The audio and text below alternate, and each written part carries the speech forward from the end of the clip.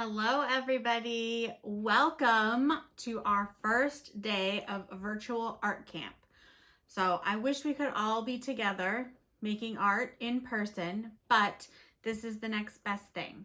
We can still make art and kind of be together. So this week, for 5 days, we are going to make a project that's based on another part of the world. So each day we're going to take a look at art from all over the world. Today, we are going to take a look at Panama Molas. Now, these were fabric pieces, and they're beautiful and colorful. And we're gonna make our own version, but we're gonna use paint and paper. So let's quickly take a look at the materials you're gonna need for this project today.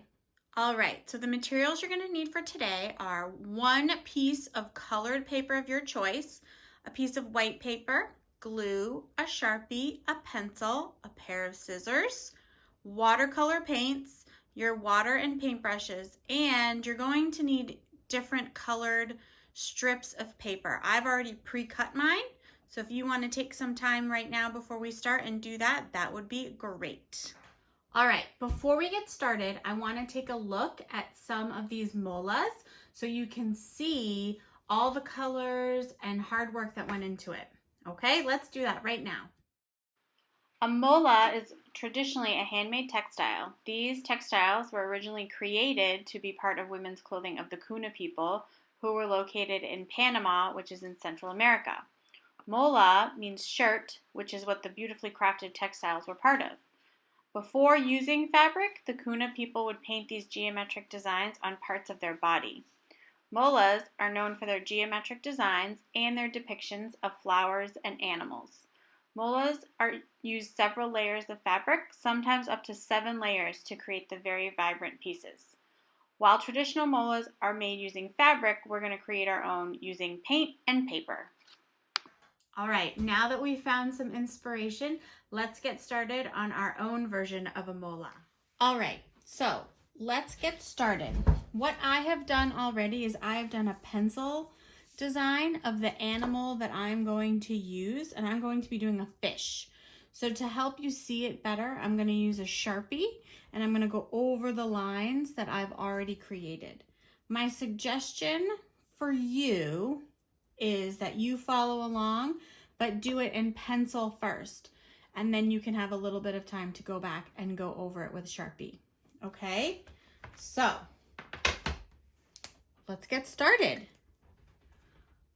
I'm going to first do the outline shape of my fish. And one thing that I love about these molas is they're so bright and so colorful and beautiful. And they use all different kinds of animals and flowers, really lots of things from nature. And you'll notice that we're not going to be using fabric or thread, and that's okay because we are going to create our beautiful decoration using watercolor paints. We're going to add lots of little details so we can get in there and make this beautiful. And I have chosen to do a fish. I invite you to follow along and do a fish with me. But if you have a favorite animal or a flower that you want to do, you can do that. And the best part of this project, I think, is that you get to add all kinds of different designs to make your animal unique. It's like creating little compartments for color. After looking at all those molas, think about how much time and effort went into them. Remember we had talked about there's so many layers that get put on. It must take a long time. All right. So see how I'm doing lots of different shapes? That's going to make it so that I can add all different kinds of color. The more shapes and lines I have, the more beautiful this is going to be. That could be confusing later, but that's okay.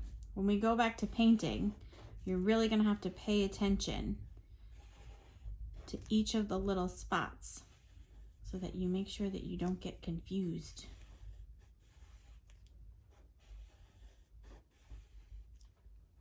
All right, we're almost there.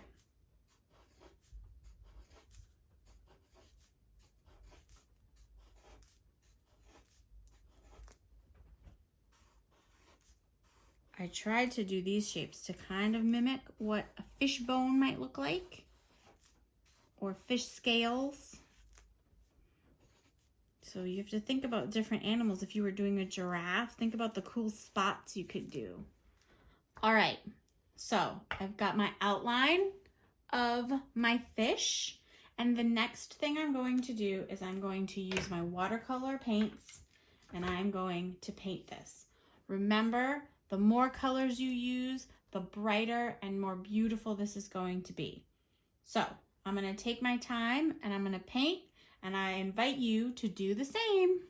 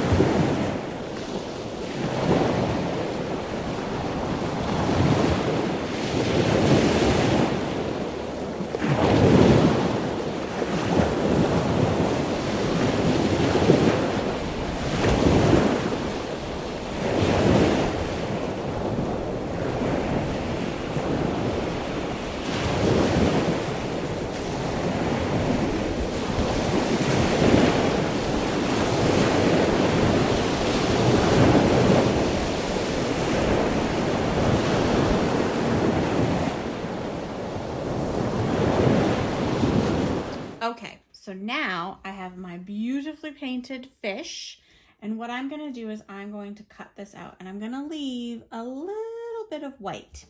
So make sure you let this dry for a little bit before you do this next step. Carefully cut it out. And I'm gonna leave a little bit of white around it just so that it pops. It gives it a little bit of a border so that you can really see the design we've created of our fish.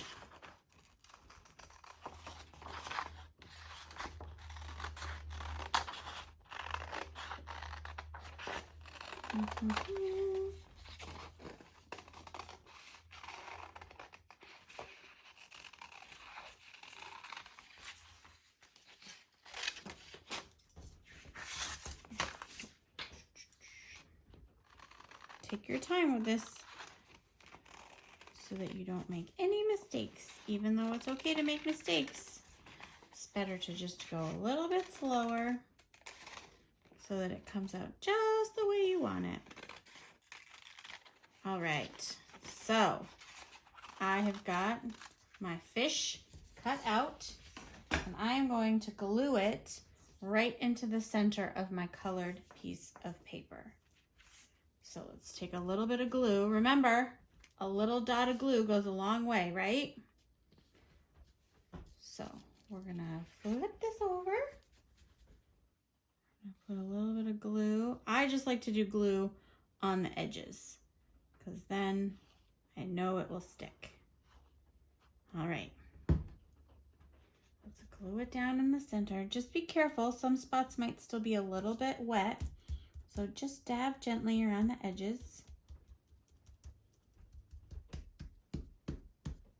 Okay, so now what you're going to do with your colored strips of paper is you're going to cut them, and you're going to, I think, going to make it look a little bit like thread. So what I'm going to do is I'm going to use my glue, and I'm just going to make a couple of lines with my glue so that I know how big my strips of paper need to be. So you could do a pattern if you wanted to. I'm just going to do kind of random colors. All right, so see what I'm doing? And then let's see. Put a little bit more right here. All right, so we're gonna do that all the way across. So let's do that part together.